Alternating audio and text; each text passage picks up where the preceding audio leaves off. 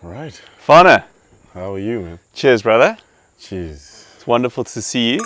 Good to see you too. Thank you for joining the Under the Influence podcast. We're in a remote location, Great. Vumbura South camp, and yeah, man, it's just great to see you. Cheers. What have we got? What did you choose for us today? So I got the Territorial Couple Anthony Rupert Sangiovese 2019 vintage that is actually developed so well. Ooh. And it's coming out beautiful. Oh, it's a lovely subtle flavor. A little bit of spice, a little bit of cherry, and it's beautifully chilled.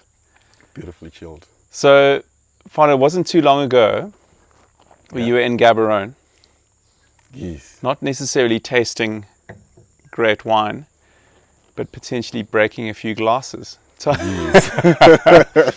me about the beginning days of hospitality for you. Well, it all started sometime around 2016. Yeah. 2016, I think. I got a job from a restaurant. Back then, it was actually called Gourmet Grill, Yeah. but recently called #Social. Okay. Based in the heart of the city, Gaborone. Yeah. I got a job as a bar scholar. I was A washing bar scholar. Amazing, Yes. man. Sheesh. I was washing glasses, but fortunate enough, after like a period of like a week, the owner of the restaurant, back then I think it was Leon Grobler, came through, and the way I was dressed, washing glasses, he was like, nah, you're not gonna be washing glasses wearing like that. So he was like, okay, just choose anything that you want to do except from washing glasses in the restaurant. I was like, great. I looked at cooking. I was like, I'm not a good cook. And I decided to go for the bar. It turned out as like a very, very great opportunity because I really did push it very, very well. Within like a period of like a month, I was able to like, we had like this big menu of cocktails, I think close to 50. But within like a month, I was able to like, actually a week, I was able to like create on my own, create about 20 different cocktails, which actually impressed my friend of ours manager, and she gave me an opportunity to be able to host within a month. Amazing, man. Well done, eh? Great. Yeah, and I think chatting to you a little bit earlier about your journey, and what was interesting to me is wanting to have a change, and most young up and coming people in their careers, when they want to change, they want to head to the bright lights. True. But you decided to leave the bright lights and head up to Maun. Yes. So after like 2 years working with the restaurant, I decided, like, I felt like, you know what, I need a change of scenery. I need to just go somewhere very far, somewhere where I can't even see my family. I was like, okay, what do I understand? What do I know? Which place is actually congested with like a lot of opportunities in Botswana? Obviously in line with what I was doing back then. I was like, okay, let me just try out Maun. I was thinking Kasane, but I was like, let me just try Maun first. I came to Maun within like, I think it was close to 2 weeks. I got an opportunity to work in an Italian restaurant. Back then it was called El Pomodoro. It was run by an Italian couple. I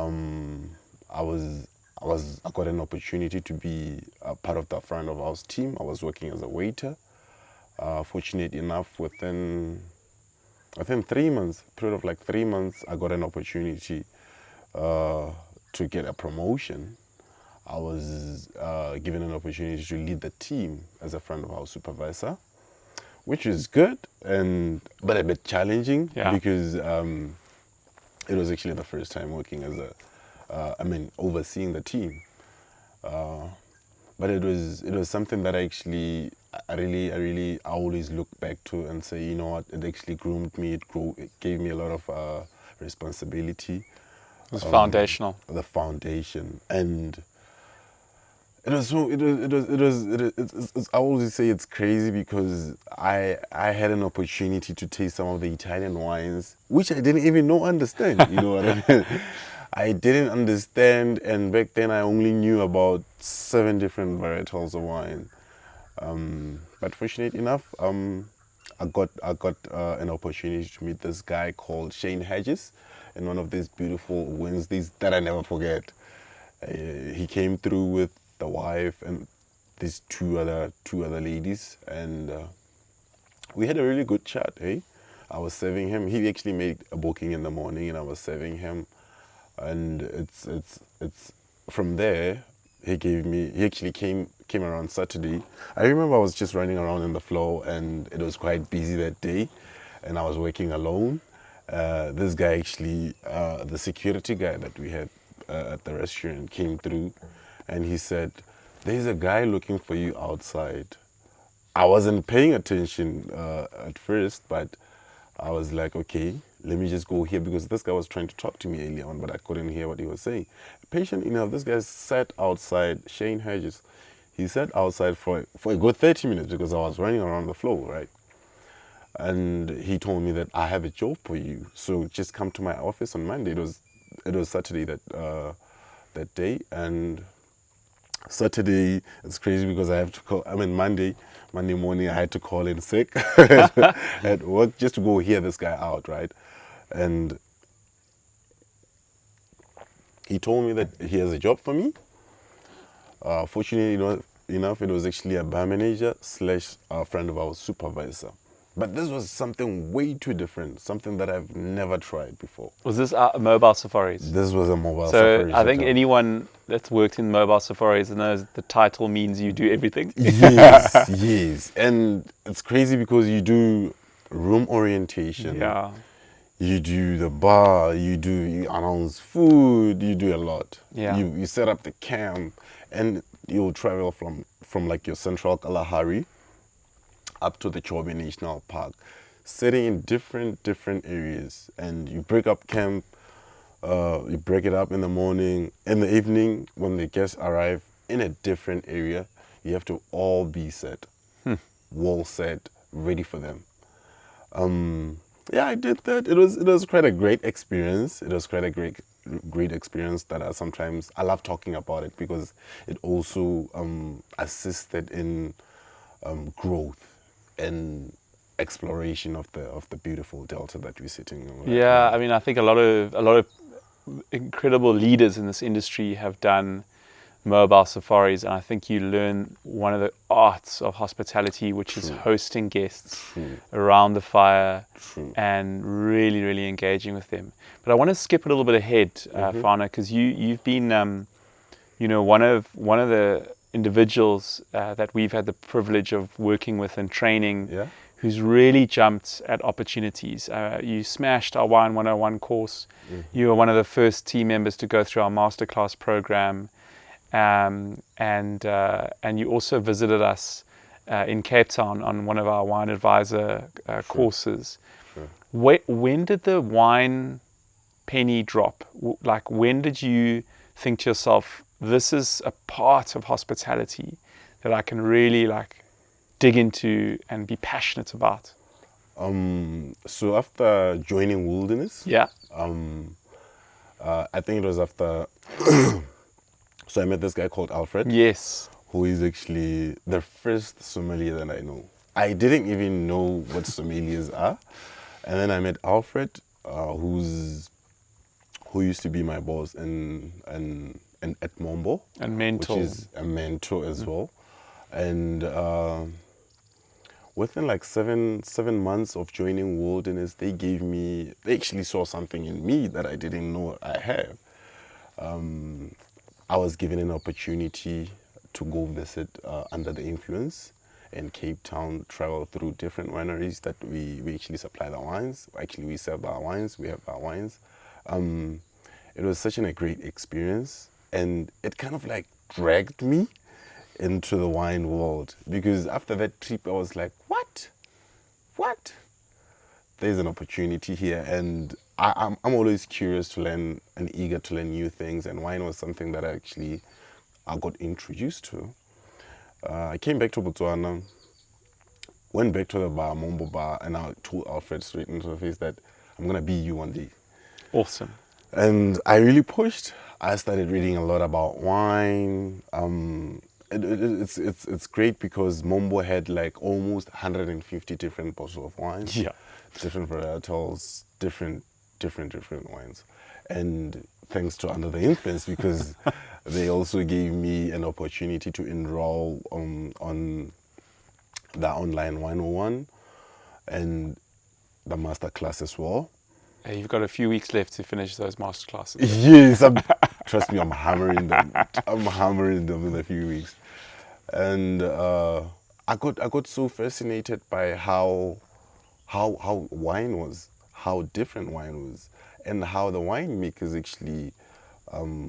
I think there's a special connection between the winemakers and the terroir. And how different varietals could be manipulated, and how wine actually tasted, how wine tasted better with food. I got so fascinated by that. Even Alfred, who is my mentor, the way he did his things, I always like paid attention to little details, and I always go read and challenge him with questions, and it becomes so interesting because sometimes he'll even ask me something that I've never heard of, and I would go research. And one of the interesting aspects that I never forget is the fact that I actually wanted to better the service. Because working in a hospitality industry, especially front of house, working with almost 150 different bottles of wines, you need to at least understand the basics of every wine that you have. So I wanted to improve my service as well. So I was like, how could this be possible? How can I be different from other barmen? Yeah. So I was like, okay, since I've been given an opportunity to study the Wine 101 and the masterclass, which is something that I would encourage a lot of people to try out because it's very educational. I was like, oh, let me just try and understand wine. Let me read a lot about wine. Let me try and explore this beautiful journey. And I started reading a lot, researching, trying different bottles of wine from different regions, and I was like, what? This is amazing. This is amazing. And you saw how guests responded, eh? You know, because as Botswana, we don't come from like a wine drinking background. Yeah. But a lot of our guests actually come from different parts of the world, and they appreciate wine. They speak the wine language. So it's something that is very interesting. So I was like, okay, now it's time to be able to have like a conversation about wine with my guests, which is pretty interesting because that's what they love. A lot of them actually haven't tasted South African wines. So imagine selling a product you don't understand. It's like you don't know what you're doing. You're speaking to the converted, because I think a lot of wine service on the continent. You probably felt this when you started. You felt really nervous to engage with guests who you felt might know more than you, or whatever the situation might be. And many guests know a lot about wine. True. However, South African wine is a hidden gem. There's some incredible wines, and it takes that passion, that energy, and you self-motivated to get going on the courses, and then obviously you took your opportunities. But what really excites me, Fana, is the word you use, mentorship. Yes. Alfred has been your mentor and will continue to be. True. But the last 2 days at Vumbura, you have been mentoring team members here. How does it feel to suddenly take that role? It's pretty challenging, but since I'm a product of training, well, thanks to Alfred, I would love to pass it to other people that actually don't have an idea of what's going on with the wine world. And I tell you what, it's going to be a very interesting journey, because it's always interesting to speak about something that you understand to the people that don't understand, because that's how you initiate your conversations. That's how you build a strong team hospitality wise, because I remember at some point I would be I always, if a guest wanted some wine and I didn't even understand what they were talking about, I would definitely rush and call Alfred. So I want to build a team that doesn't need me to be able to talk about wine. So mentorship is something that I actually value, because I'm a product of training. So I want someone to be my product as well. Fana, I'm so excited for the future. We're rolling out this whole wine program now with Wilderness, focused especially now a special program in Botswana to bring more learners down to Cape Town. Because I think that combination of learning on the ground, the e-learning, but then the coaching and mentoring is such a powerful combination. And then obviously the live training, which we love to come and do and spend time with you. Yes.